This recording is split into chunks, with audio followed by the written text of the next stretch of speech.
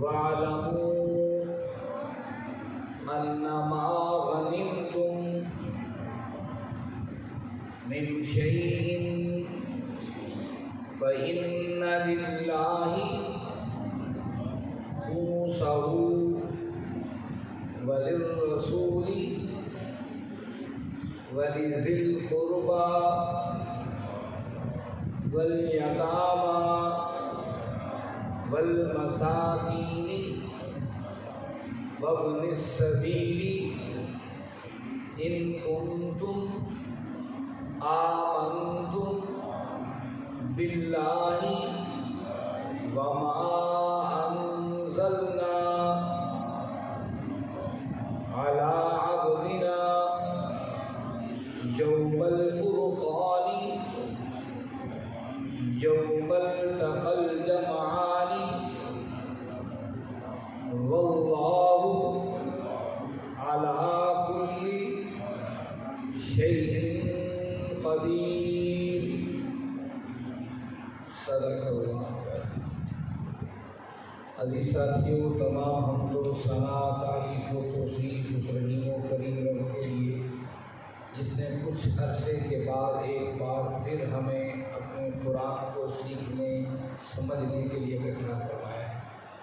اس کے بعد لاکھوں کروڑوں درود و سلام اس نبی مہرباں پر جنہوں نے اللہ رب العزت سے حق کو پا کر ہم تک حق پہنچانے کا حق ادا کر دیا. عزیز ساتھیوں، 10واں پارہ ہے اور سورہ انفال ہے. سورہ انفال کی ہم 40 آیات پڑھ چکے ہیں. آج سورہ انفال کی 41ویں آیت ہے اور 10ویں پارے کی پہلی آیت ہے. گزشتہ آیات میں آپ اور ہم پڑھ آئے ہیں کہ اللہ رب العزت نے ارشاد فرمایا کہ میرے محبوب، جب تک آپ ان کے اندر موجود ہیں یا یہاں پر اہل ایمان استغفار کر رہے ہیں، میں ان پر عذاب نہیں بھیجوں گا اور عذاب نہیں ہے. لیکن جب آپ وہاں مکہ سے مدینے تشریف لے گئے اور اہل ایمان اللہ سے استغفار کرنے والے وہ بھی مکہ سے مدینے آ گئے، تو ہمارے عذاب کی شکلیں مختلف ہوتی ہیں. ضروری نہیں آسمانوں سے پتھر برسیں یا سیلاب آئے یا اسی طریقے زمین میں دھنسا دیے جائیں. میدان بدر کے اندر چھوٹی سی کلیل جماعت ان کی وسائل کی انتہائی کمی تھی، ہتھیاروں کی انتہائی کمی تھی. انہوں نے اپنے سے کئی گنا 3 گنا بڑے لشکر کو ایسی بدترین شکست دی کہ بڑے بڑے سردار جن کی گردنوں میں سریا اور اکڑ تھا وہ میدان کارزار کر مارے گئے. یہ بھی اللہ میرے عذاب کا ایک منظر ہے. تو یہ عذاب ضروری کسی شکل کے اندر ہو، اللہ کا عذاب کسی شکل میں ہو.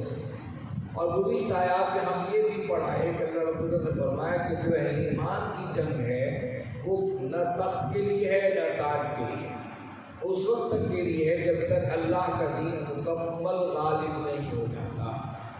اس وقت تک اہل ایمان کا جہاد ہے. جو تخت کے لیے، اقتدار کے لیے، وطن کے لیے لڑے وہ جہاد نہیں ہے.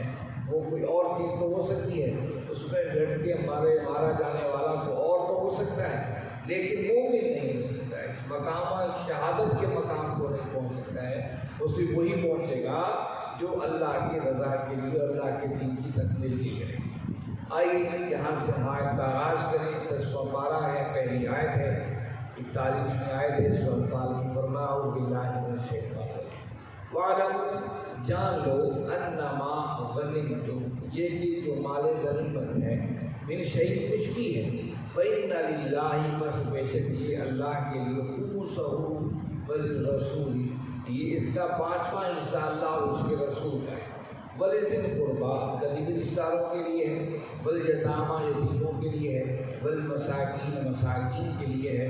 وَابْنِ السَّبِیلِ، اور مسافروں کے لیے ہے. اِن کُنتُمْ آمنتم، یہ کہ اگر تم ایمان لاتے ہو باللہ، اللہ پر، وما انزلنا، اور جو کچھ ہم نے نازل کیا، علی عبدنا، اپنے بندے پر، یوم الفرقان، فرقان والے دن، یوم التقى الجمعان، جب 2 جماعتیں آپس میں بھیڑ رہی تھیں. واللہ علی کل شیء قدیر، اللہ ہر چیز پر قادر ہے. یہ دیکھیے جب سورہ انفال کا آغاز ہوا تھا تو اتنا بتایا گیا. انفال یہ مال غنیمت ہے اور مال غنیمت اللہ اور اس کے رسول کا ہے۔ لیکن یہ نہیں بتایا، حالانکہ اصل معاملہ تو یہی تھا۔ غزوہ بدر کے بعد اہل ایمان آپس میں اسی بات پر کوئی مخاصمت چل رہی تھی کہ مال غنیمت کس کا ہے۔ بعض لوگ پیچھے ہٹ گئے تھے کہ حرام ہے، ہم نے اس کے نزدیک نہیں جانا ہے۔ بعض لوگ کہہ رہے تھے کہ اس کا وہی طریقہ کار ہے جس طریقے سے زمانہ جاہلیت میں تھا، جس کا مال لوٹا وہ اسی کا ہوگا، کیونکہ ابھی تک قرآن کے احکامات اور اللہ کے نبی صلی اللہ علیہ وسلم کی طرف سے کوئی تفصیل کے احکامات نہیں آئے تھے۔ اب یہ عجیب و غریب مخمصہ تھا کہ قرآن اترتا یسألونک عن الانفال، میرے محبوب یہ آپ سے مال غنیمت کے بارے میں پوچھ رہے ہیں۔ کمال دیکھیے نا کہ صحابہ لڑ جھگڑ، وہ تو اختلافات تو چل رہے تھے، لیکن آ کر اس آیت نے بتا دیا کہ صحابہ کا پوچھنا اس بات کا غماز تھا کہ صحابہ جانتے تھے کہ زندگی کے ہر معاملے میں ہم نے اللہ اور اس کے رسول سے پوچھ کر چلنا ہے۔ اس یسألونک عن الانفال پہلی آیت میں یہ آپ سے پوچھ رہے ہیں میرے محبوب کہ مال غنیمت کیا ہے، آپ بتا دیجیے۔ قل الانفال للہ ورسولہ، اللہ اور اس کے رسول کا مال۔ اس کے بعد مسلسل 40 آیات کے اندر اللہ رب العزت نے بتایا کہ اللہ اور اس کے رسول کی اطاعت، پھر بندہ مومن کیا ہوتا ہے، پھر میدان بدر کے کچھ نقشے بتا دیے۔ ان ساری باتیں بتانے کے بعد 41ویں آیت میں یہ بات سمجھائی کہ مال غنیمت کو تقسیم کس طریقے سے کیا جائے۔ وَاعْلَمُوا، جان لو، انما غنیمت، جو تم نے مال غنیمت حاصل کیا ہے، من شیء کچھ بھی، فَإِنَّ لِلَّهِ، بس یہ بے شک اللہ کا ہے، خمسہ اس کا 5واں حصہ، وَلِلرَّسُولِ، اور اس کے رسول کا۔ اچھا یہ بات تھوڑی سی سمجھنے کی ضرورت ہے کہ مال غنیمت تو کافروں سے چھینا ہوا مال ہے۔ کافر تو نجس ہے، ان المشرکین نجس، یہ تو مشرک تو نجس و ناپاک، جب وہ نجس و ناپاک ہیں تو لا محالہ ان کا مال بھی نجس و ناپاک، کیونکہ حرام طریقے سے کمایا ہوگا، حلال طریقے سے کمایا نہیں۔ اب یہ مال چھینا جا رہا ہے کفار سے میدان جنگ کے، چھیننے کے بھی دو طریقے ہیں، اس کے دونوں طریقوں کا قرآن نے ذکر کیا۔ ایک وہ ہے کہ دشمن سے لڑائی ہوئی اور لڑائی کے بعد مال اہل ایمان کے ہاتھ آ گیا، اسے انفال کہا جائے۔ ایک یہ ہے کہ آپ دشمن سے لڑیں، دشمن نے ہینڈ اپ کر دیا، ہاتھ کھڑے کر ٹھیک ہے ہم آپ کے خلاف نہیں لڑیں گے، اور سرنڈر کر دیا، ہتھیار دیں گے، جناب آپ کی جو شرائط ہمیں منظور ہے، یہ ملک یہ خطہ آپ کے لیے حاضر ہے۔ اب اس پر جنگ نہیں ہوئی، لڑائی نہیں ہوئی، کوئی خون نہیں بہا، اب یہ جو مال کافر سے لیا جائے گا اس کو مال فی کہتا ہے۔ اس کا سورہ حشر کے اندر جو ہے اس کا تفصیل وہاں پر اس کا تذکرہ موجود ہے۔ کفار سے مال دو قسم سے چھینا جاتا ہے، ایک لڑائی کے ذریعے، ایک لڑائی کے بغیر وہ سرنڈر کرتے ہیں، ہتھیار ڈال دیں، اس کو مال فی کہا جاتا ہے۔ مال غنیمت کی تقسیم وہ ہوگی جس کا تذکرہ یہاں پر اور پھر آگے آئے گا، اور جو مال فی ہے اس کے بارے میں قرآن نے صاف کہہ دیا، وہ اللہ اور اس کے رسول خود چاہیں گے تقسیم ہوگی، اس کی تقسیم مجاہدین کے لیے، سپاہیوں کے لیے ہوگی، وہ سارا مال اللہ اور اس کے رسول کا ہے، جہاں چاہے وہ تقسیم کرے، جس کو چاہے وہ دے۔ لیکن یہاں پر مال غنیمت کا تذکرہ ہو رہا ہے جو دشمن سے لڑائی کے بعد حاصل ہو، تو وہ خمس 5واں حصہ اس کا نکالا جائے گا جو اللہ اور اس کے رسول کا ہوگا، باقی 4 حصے تقسیم ہوں گے، اس کا تذکرہ انشاءاللہ آئے گا۔ یہ کیوں ہے؟ سوال ہے یہ کیوں ہے؟ کافر ہیں، اسے مال چھینا گیا ہے، وہ تو ظالم، وہ تو مشرک ہے، ان کا مال تو حرام ہو جانا چاہیے۔ اب اس کو سمجھنے کے لیے تھوڑی سی بات سمجھیے، اس پوری کائنات کا نظام توحید پر چل رہا ہے۔ توحید کیا ہے؟ اللہ کو ایک واحد اور یکتا ماننا۔ اس کا انسان کے علاوہ ہر چیز اپنے رب کی خالص عبادت کر رہی ہے، اس کی تسبیح کر رہی ہے۔ سبح للہ ما فی السماوات والارض، قرآن کا ہر چیز اللہ کی تسبیح کر رہی ہے۔ اس کائنات میں ہر چیز کیا ہے؟ وہ رب کی توحید کو تسلیم کر رہی ہے۔ اب انسان کو اللہ نے اختیار دے کر بھیجا کہ یہ اپنے اختیار سے اپنے رب کو پہچانے اور اس کی بندگی کرے۔ اس کائنات کے اندر جو چیزیں بھی ہیں اللہ نے بنائی اس انسان کے لیے بنائی، اور اس انسان کے لیے بنائی ہیں جو اللہ کا توحید پرست ہے، مشرک کا اس میں کوئی حصہ نہیں۔ جو شرک کرے گا اللہ کے لیے اس کا کوئی حصہ نہیں۔ دیکھیے ایک ملک ہے، ایک ریاست ہے، اس کا حکمران ہے، اس کے کچھ قوانین ہوتے ہیں۔ اس ملک کے پاکستان میں حکمران ہے، یہ اس پہ وہی سکہ چلے گا جو پاکستان گورنمنٹ حکومت پاکستان کی طرف تصدیق شدہ ہو۔ آپ جب انڈیا کا سکہ لے آئیں دکان سے کہیں دکاندار سے کہ جناب مجھے 5 روپے کی چیز دے دو 20 روپے کی، فوراً آپ کو وہ پکڑ کے پولیس کے حوالے کر دیں۔ اس ملک کا قانون ہے کہ سکہ چلے گا تو اس ملک کے اندر سکہ چلے گا، نظام و قانون چلے گا، اسی ملک کے اندر اس کا نظام چلے گا۔ اگر کوئی شخص اس مملکت پاکستان کو اپنے گھر کے اوپر انڈیا کا جھنڈا لگا دے تو گورنمنٹ کیا کرے گی؟ اس کو سارا مال ضبط کر دے گی۔ پاکستان ہے، اس کے اپنے قوانین ہیں۔ دشمن کے ملک کا جھنڈا اس نے کیسے لگا دیا؟ دشمن اب یہ پاک اور پاکستان اور انڈیا کی جنگ، اس میں کوئی شخص پاکستان کی بجائے اس ملک کا رہنے والا، اس ملک کا کھانے والا، اس ملک کا باسی انڈیا کی حمایت کرتا کہ آپ اور ہم اس کو چھوڑ دیتے کہ حکومت اس کو معاف کر دی۔ اسی طرح پوری کائنات اللہ رب العزت کی ریاست ہے، اللہ کی حکومت ہے، اور اس کا بادشاہ اللہ تنہا ہے۔ للہ ملک السماوات والارض، وہ کائنات کا مالک اور بادشاہ ہے۔ جب وہ کائنات کا مالک اور بادشاہ ہے، اس کے بھی قوانین ہیں۔ اس کا قانون یہ ہے کہ دنیا کے اندر سارے رزق پا رہے ہیں، کافر بھی مشرک بھی، لیکن اس کا اصول ہے کہ اصل اس رزق کے مالک بندہ مومن ہے جو توحید پرست ہے، اللہ کی توحید کو ماننے والا۔ اس لیے مال تو بے شک کافروں نے اکٹھا کیا ہے، لیکن چونکہ وہ مشرک ہیں اور اس کے مقابلے میں اللہ اور اس کے رسول کے ماننے والے کھڑے ہیں، اسلام کہتا ہے کہ میدان جنگ کے تم سے جو مال چھینا جائے وہ تمہارا ہے، ان کا نہیں ہے۔ ٹھیک ہے، اس لیے مال غنیمت کے بارے میں تفصیل قرآن نے بتایا، اور اسی لیے اس کی تقسیم کا طریقہ بتایا۔ پہلی امتوں کے لیے یہ تھا کہ جو مال غنیمت کفار سے اکٹھا ہو اس کی تقسیم وہ اس دور کے مسلمان نہ کریں، ایک طرف رکھ دی جائے، آسمان سے آگ اترے گی اس کو کھا جائے۔ لیکن اس امت پر اللہ رب العزت نے اپنے محبوب صلی اللہ علیہ وسلم کی وجہ سے جو کچھ احسانات کیے ہیں ان میں سے ایک احسان یہ بھی ہے، میدان جنگ کے اندر کافر سے چھینا ہوا مال آپ اور ہم چھین کر اپنے پاکٹ میں نہیں رکھ لیں گے۔ اسلامی ریاست اور اسلامی حکومت اور خلافت جو بھی مسلم حکمران ہوگا اسلامی ریاست کا، اس مال غنیمت کو تقسیم اسی طریقے سے کرے گا جس کا اللہ اور اس کے رسول نے بتایا۔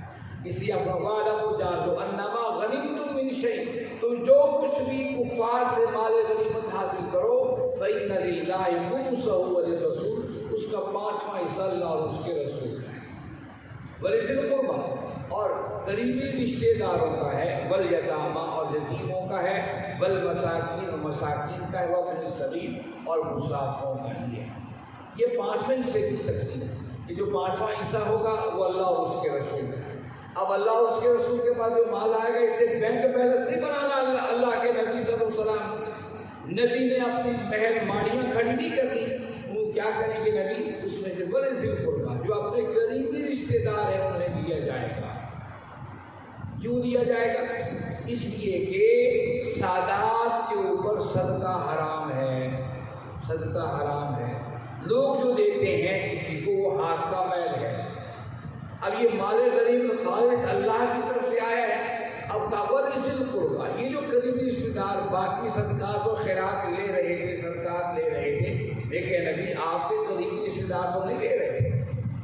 آپ نے ایک دفعہ دیکھا امام حسین رضی اللہ عنہ کے منہ کے اندر کھجور تھی، اب آپ نے منہ سے تیر کا ڈال کے نکالی، کہا تھو کرو تھو کرو، فرمایا یہ کیا تھی؟ وجہ یہ تھی کس نے بتایا؟ پھر صدقہ تھا، صدقے کی جو ہے وہ آپ نے اٹھا لی تھی، حسین رضی اللہ عنہ میں ڈال دیا تھا، آپ نے منہ میں بھی ڈال کے نکالا، کہا تھو کرو، فرمایا صدقہ ہمارے لیے نہیں۔ اور ایک روایت میں آتا ہے میرے بنو ہاشم کے لیے بھی نہیں ہے اور بنو عبد المطلب کے لیے بھی نہیں، کیونکہ جب آپ نے مال غنیمت کو تقسیم کیا جب قرآن کا وَلِذِي الْقُرْبَىٰ قریبی رشتہ داروں میں آپ کو خرچ کیجیے، آپ نے بنو ہاشم جو آپ کا قریبی خاندان اس پر بھی خرچ کیا، بنو عبد المطلب پر بھی خرچ کیا۔ کیوں خرچ کیا؟ بنو عبد المطلب حضرت عبد المطلب کی اولاد تھے، آپ کے قریبی رشتہ داروں میں سے، آپ کے دادا کی اولاد میں سے تھے۔ انہوں نے اس وقت جب شیب ابی طالب کی گھاٹی کے اندر، اس کا تذکرہ سیرت کے اندر ہو چکا، وہاں پر جب قید بنا لیے گئے تھے تو بنو ہاشم کو قید کیا گیا تھا، لیکن بنو عبد المطلب نے بھی آپ کی حمایت کے اندر، اگرچہ اس وقت مسلمان نہیں تھے، آپ کی حمایت میں قید ہونا پسند کر لیا تھا شیب ابی طالب کی گھاٹی کے اندر۔ آپ نے یہ احسان ہمیشہ یاد رکھا اور بنو عبد المطلب کو ہر وقت جب بھی مسائل آئے آپ ان کو انہیں ضرور عطا کیا. وذی القربیٰ قریبی رشتہ داروں کے لیے، والیتامیٰ اور عام جو یتیم ہیں، والمساکین جو مساکین ہیں ان کے لیے.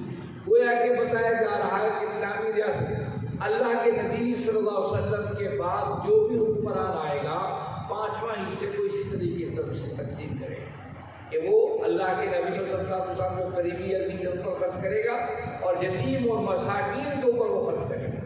یاد رکھیے معاشرے کے اندر رہنے والے یتیم اور مساکین یہ حکومت کی ذمہ داری ہے، لیکن ہمیشہ دیکھیے حکومت ذمہ داری کو نہیں نبھاتی ہیں. تو کہا کہ والیتامیٰ والمساکین، یتیموں اور مساکین کا خیال رکھا جائے گا اس مال سے 5ویں حصے سے. وابن السبیل اور مسافروں کا بھی خیال رکھا جائے.